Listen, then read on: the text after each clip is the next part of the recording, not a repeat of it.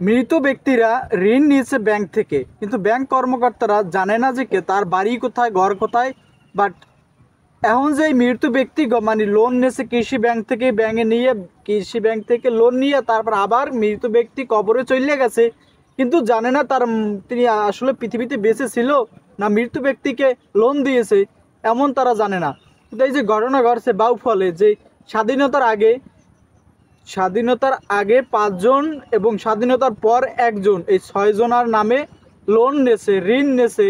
তারা প্রতিনিয়ত বা কিছুদিন পর পর হয়তো লোন নিতে আসতো এই কবর থেকে, যে ওই পেরেও এখন টাকা লাগে, সেটা এখন মোরা জানি যে ওই পেরে টাকা লাগে, তার জন্য তারা এই পৃথিবীতে এসে তারপর মানে কৃষি ব্যাংক থেকে লোন নিয়ে গেছে।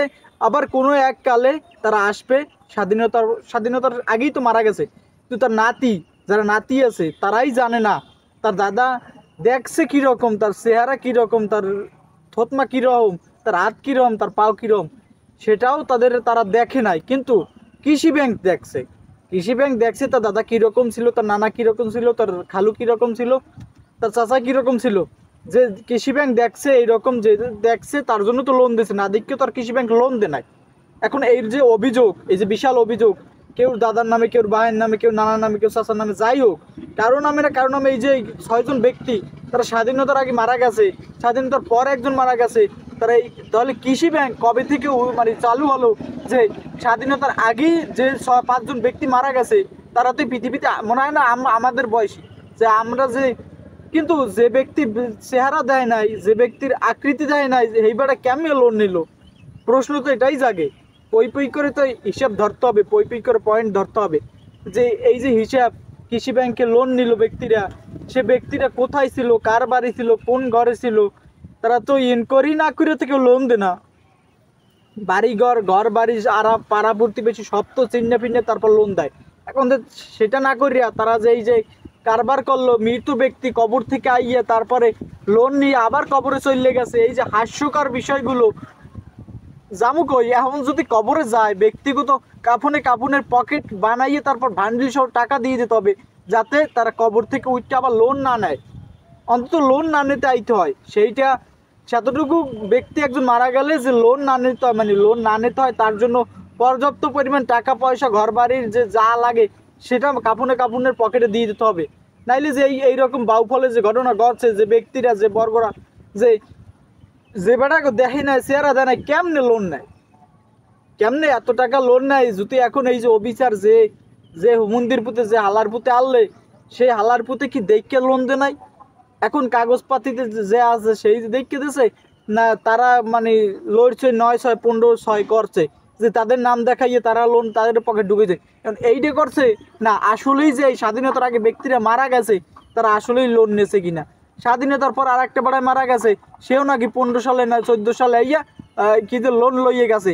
তাহলে এতদিন এই যে স্বাধীনতার পর 2014-15 সালে আইয়ে লোন নেবে, তাই এত বছর কি কাপুনে পকেটে তার পরিবার টাকা দিয়ে দিছিল যে ওই জায়গায় কিডন্যাপ করে খাইবে? যে এই যুক্তি তো ধরতে হবে, পয়েন্ট তো ধরতে হবে, যে এছাড়া তো কোনো উপায় নেই, যে ওই জায়গায় গেলে কাপুনে পকেটে টাকা দিয়ে দিতে হবে, নাহলে তো ওই জায়গায় শান্তি থাকতে পারবে না। তার জন্য এখন ও জায়গায় ইনকাম নাই, তার মানে ইনকামের পর্ব একটা দেখাইতে হবে, ইনকাম একটা বানাইতে হবে, নাহলে তো এবারেরা তো ঠায় ঠায় মরবে। কি জন্য? এই যে কৃষি ব্যাংক থেকে লোন নিছে, এই লোন পরিশোধ করতে আবার তো আসবে, আবার তো কবর থেকে উঠবে, আর ওই কবরের পাশে বইয়ে থাকতে হইবে। কৃষি ব্যাংকের কর্মকর্তারাও যে কি কবরের পাশে বই থাকবে, কোন সময় ওঠে, কোন সময় উঠতে যায়, সেই সময় ধরতে হবে, এছাড়া উপায় নাই কিন্তু কর্মকর্তাকে। কিন্তু তারা তারা যে তাদের পৃথিবীতে নাই, পৃথিবীতে আকৃতি নাই, চেহারা দেয় নাই, নানা নাতি, দাদা দাদি বা তার বাপ চাচারা চেহারা দেয় নাই, হ্যাঁ গো, হ্যাঁ লোন নেয় কেমনে? এই যে আকৃতি 9, 6, 15, 9, 6 করছে, কি করলো আসলে? মূল কাহিনী কি, মূল হোতাকে, এটা তো আসলেই জানা উচিত, ইনকোয়ারি করা উচিত, যে আসলেই তারা কি কবর থেকে উঠটা লোন নিয়েছে? কবর থেকে ব্যক্তিরা, এই যে 5 জন ব্যক্তি, 6 জন ব্যক্তি কবর থেকে উঠতে গিয়ে লোন নিতে আইছে পৃথিবীতে, এই যে লোন নিয়েছে নাকি আসলেই না সত্য, নাকি না এই কর্মকর্তারা মারছে?